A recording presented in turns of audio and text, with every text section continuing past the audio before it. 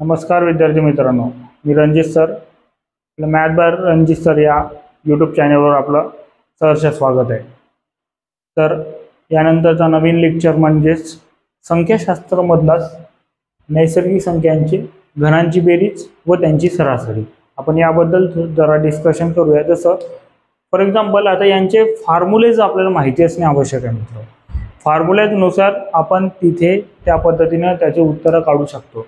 फॉर्म्युले अत्यंत महत्त्वाचे आहेत आणि देन त्याच्यानंतर आपल्याला त्या पद्धतीने शॉर्ट ट्रिक असं मेंटेन करता येईल, परंतु मेन फॉर्म्युल्यावरूनच आपल्याला तिथे शॉर्ट ट्रिक बनत असतात.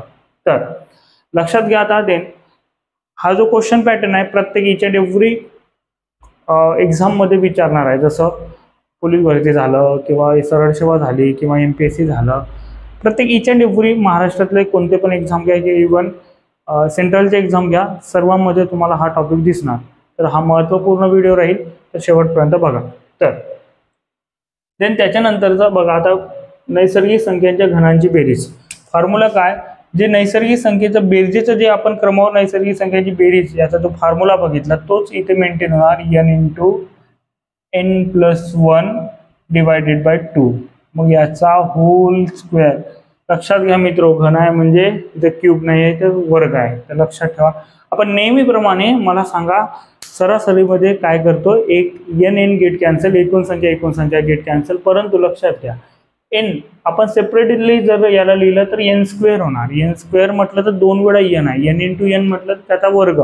तर सेम प्रोसिजर म्हणजे इथं तुमचं काय मेंटेन राहणार. मग सरासरीचा डायरेक्टली फॉर्म्युला लक्षात ठेवा, n+1 होल स्क्वेअर आणि डिवायडेड बाय तुमचा याचा 4चा वर्ग. अशा पद्धतीने तुमचं तिथे मेंटेन होणार आहे. ओके. देन हे दोन फॉर्म्युलेज आहेत, याच्यावरचे क्वेश्चन कसे येणार आणि काय कसं आपण सोडवायचं आहे याच्यानंतर आपण एक एक क्वेश्चन आपण डिटेक्ट करूया. Okay, clear. देन नेक्स्ट आता आपण जर एखादी पहिलाच क्वेश्चन जर इथं मेंटेन जर केला तर लक्षात घ्या, पहिल्या 10 घनांची नैसर्गिक संख्यांच्या घनांची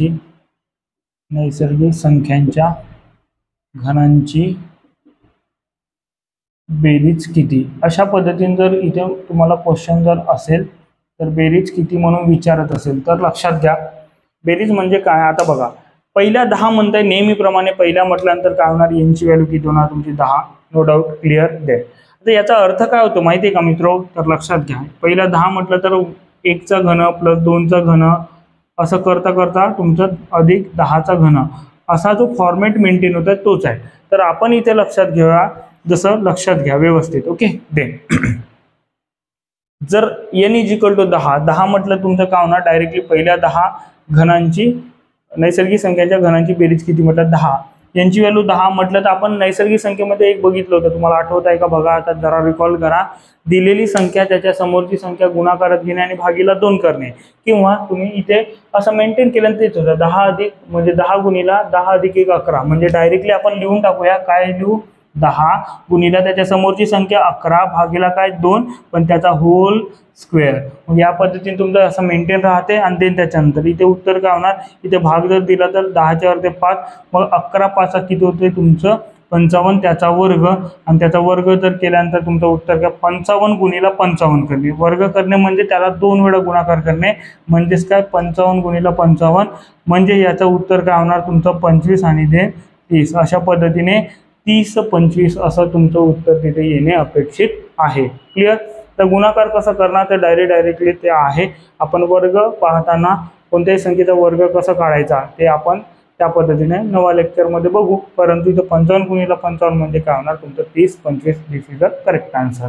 क्लिअर. मग ओके. देन पुन्हा एक क्वेश्चन आपण इथं मेंटेन करूया. आता तुम्ही जो क्वेश्चन घेणार तो तुम्ही व्हिडिओला पॉज करा आणि देन त्याच्यानंतर तुम्ही आधी सोडवण्याचा प्रयत्न करा, देन त्याच्यानंतर इथं विश्लेषण बघा. Okay, clear. देन नेक्स्ट त्याच्यानंतरचा क्वेश्चन,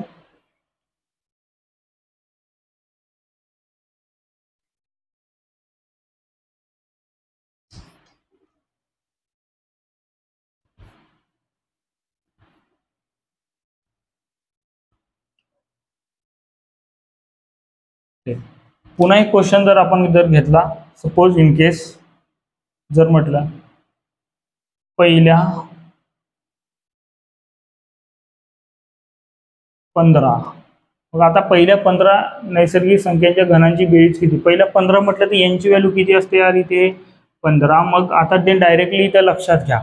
मग काय होणार इथे, काय होणार मग तुमचं 15 गुणीला काय करणार तुम्ही त्याच्यानंतरची संख्या 16 भागीला काय करणार 2 याचा होल स्क्वेअर. मग आता देन त्याच्यानंतर इथे जर आपण मेंटेन जर केला तर किती होतं, इथे भाग जर दिला तर 8 म्हणजे त्याचे अर्धे करणे 15 8 किती होते तुमचे 120. 120चा वर्ग म्हटलं तर डायरेक्टली 120 गुणिले 120 1 2 आणि 12चा वर्ग 144. अशा पद्धतीने तुमचं 14,400 असं उत्तर येणे आहे. तुमचं उत्तर आला का एकदा क्रॉस चेक करा. एवढा समजत आहे का? दे या पद्धतीने उत्तर. पण हा फॉर्म्युला केव्हा लागतो तर एक लक्षात ठेवा, हा फॉर्म्युला नेहमी जर 1 पासून सुरुवात होत असेल तरच लागणार. म्हणजे 1चा वर्ग 1चा घन 2चा घन असं करता करता. पण त्याच्या व्यतिरिक्त जर तुम्हाला आलं तर मग काय करावं, मग आता जर तुमचं 5चा घन 6चा घन असं करता करता 20चा घन अशा पद्धतीने जर गेला तर काय करणार, जसं आपण वर्ग क्रमवार नैसर्गिक संख्यांच्या वर्गांची बेरीज यामध्ये जसं बघितलं आहे सेम पॅटर्न इथे पण फॉलो होणार. म्हणजे तिथं काय केलं आपण, जर 1 पासून सुरुवात होत नसेल तर 1 ते टोटल शेवटपर्यंतचा गट एक गट मेंटेन केला आणि त्याच्यामधून काय वजा केला आठवत आहे का? जरा रिकॉल करा बरं. काय केलं होतं तुम्ही की तुमचं जिथनं स्टार्ट होत आहे त्याच्या आधीपर्यंतचा गट तुम्ही घनांचा तिथे वजा केले किंवा वर्गांचा तुम्ही वजा केले. म्हणजे त्यांच्या दोघांमधला जो वजाबाकीचा जो आहे ते देन त्याच्यानंतरचा आपण फायनली आन्सर काढत होतो. क्लिअर? कारण 1 ते 20 म्हटलं तर 1 ते 20 होणार. देन 5 पासून सुरुवात होता म्हणजे 1 ते 4 पर्यंत त्या दोघांचा वर्ग घन काढून देत त्याच्यानंतर वजाबाकी केल्यानंतर डायरेक्टली उत्तर. तर कसे प्रश्न असणार ते आपण याचा थोडा बायोडाटा घेऊया किंवा त्याचं विश्लेषण घेऊया. ओके. दे जर सपोज 1 पासून सुरुवात होत नसेल तर काय करावं, जसं क्वेश्चन पॅटर्न काय राहणार तर बघा,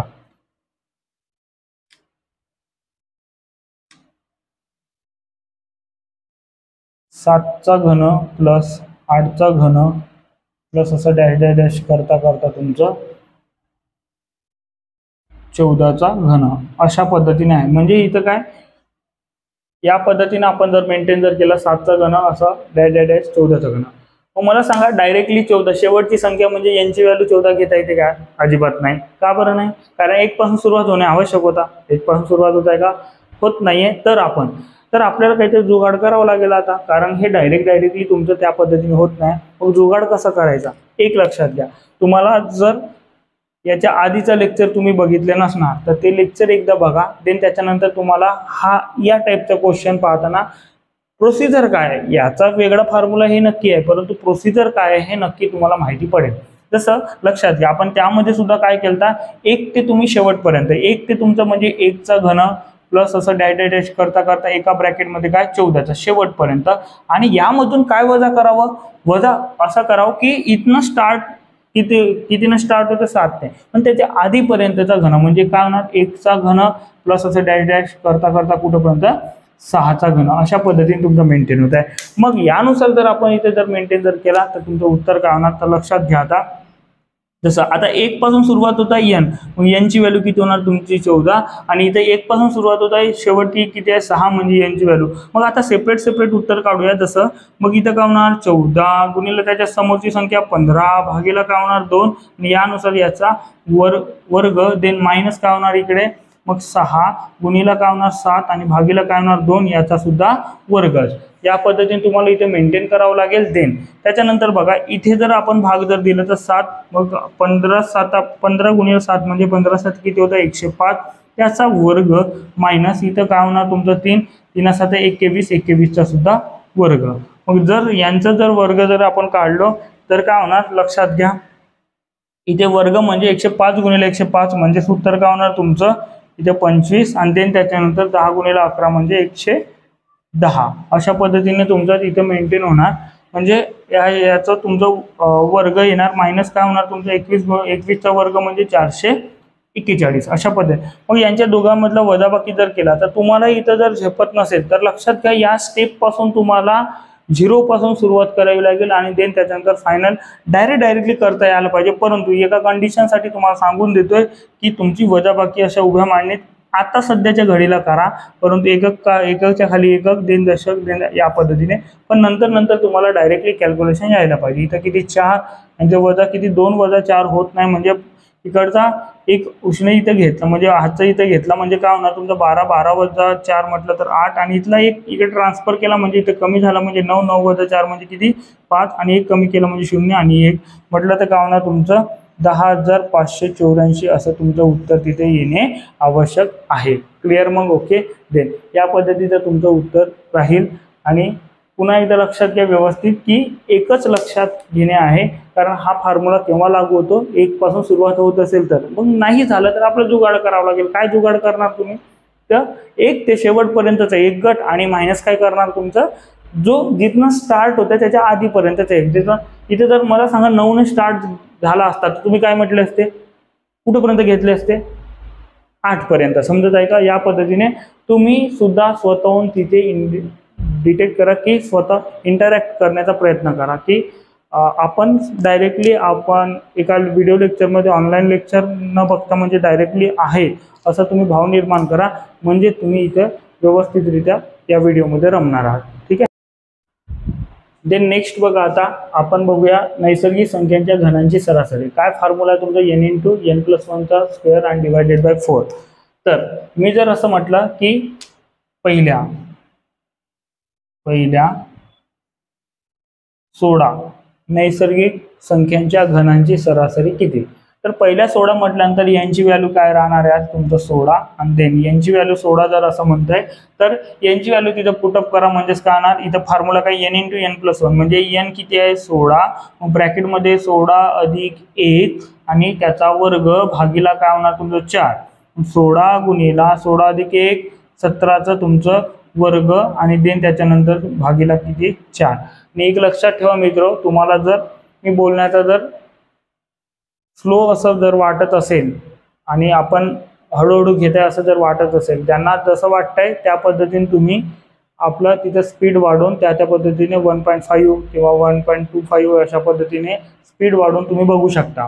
पण ज्यांना ते नवीनच आहे त्यांनी व्यवस्थितरित्या त्यांना समजलं पाहिजे, या उद्देशाने आपण एवढ्या स्पीडनं इथं घेणार आहे। ज्यांना वाटतंय की नाही की अजून स्पीड व्हावं तर त्यांनी आपापलं स्पीड वाढवा आणि देन त्याच्यानंतर बघा।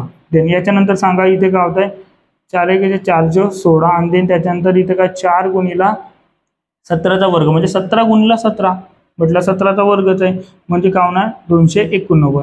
तर यांचं मल्टिप्लिकेशन जर केला तर उत्तर काय ना 36 चे 6 हातचा 3 32 न 3 35 आणि 3 3 11 11 56 असं तुमचं उत्तर येणे अपेक्षित आहे। पण एवढं करण्याची गरज नाही, जर सपोज इन केस जर गुणाकार करण्याच्या आधी एक लक्षात घ्यायचा नेहमीसाठी, जर 4 9 36 एकक स्थानचा अंक 6 आहे, जर ऑप्शनमध्ये एकाच ठिकाणी जर 6 असेल तर पहिले त्याला ठोका, समजत आहे का? नंतरचे नंतर पाहायला गेला। क्लिअर? मग या पद्धतीने तुम्हाला तिथे मेंटेन राहणार आहे। मग अशा पद्धतीने तुमचा हा झाला सरासरीचा। जर आपण आता इथे तुम्हाला काही होमवर्क देणार आहे तर तुम्ही होमवर्कचे आन्सर तुम्ही कमेंटमध्ये नक्की टाका, ठीक आहे? देन मग आता इथे लक्षात घ्या, होमवर्कमध्ये आपण एकदा डायरेक्टली लिहिणार, तुम्ही लक्षात घ्या। ओके, पहिल्यांदा बेरजेचा विचार करताय आपण, बेरीज म्हटलं तर काय, हा पहिल्या मी 9 घनांची म्हटलं, ठीक आहे, पहिल्या 9 घनांची, आणि दुसरं काय म्हटलं पहिल्या 17 नैसर्गिक संख्यांच्या घनांची बेरीज किती, तुम्ही समोर तिथे लिहू शकता नैसर्गिक संख्यांच्या घनांची बेरीज, हे बेरीज झालं। देन दुसरं अजून एक क्वेश्चन म्हणजे तिसरा क्वेश्चन तुमचा असं जर मी घेतलं 8चा वर्ग प्लस 9चा वर्ग घन आणि 9चा घन असं करता करता तुमचं 16चा घन, तर क्वेश्चन मार्क या पद्धतीने तिसरा क्वेश्चन आणि चौथा क्वेश्चन एखादी सरासरीचा तुमचा जर म्हटलं तर सरासरी जर इथे विचार जर केला तर सरासरीचं काय होणार तुमचे पहिल्या 24 अशा पद्धतीने तुम्हाला 4 क्वेश्चनचे आन्सर कमेंटमध्ये मेन्शन करायचे आहेत।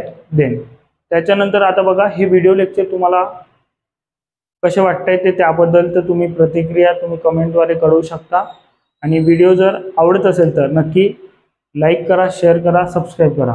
आणि तुम्ही या चॅनलला नवीन असणार तर नवीन व्हिडिओ तुमच्यापर्यंत पोहोचण्यासाठी तुम्ही सबस्क्राईब करून ठेवा आणि बेल आयकॉन तुम्ही ऑन करून ठेवा, म्हणजे जेणेकरून जसं जसं आपलं व्हिडिओ अपलोड होत जाईल तसं तुम्हाला नोटिफिकेशन मिळत जाणार।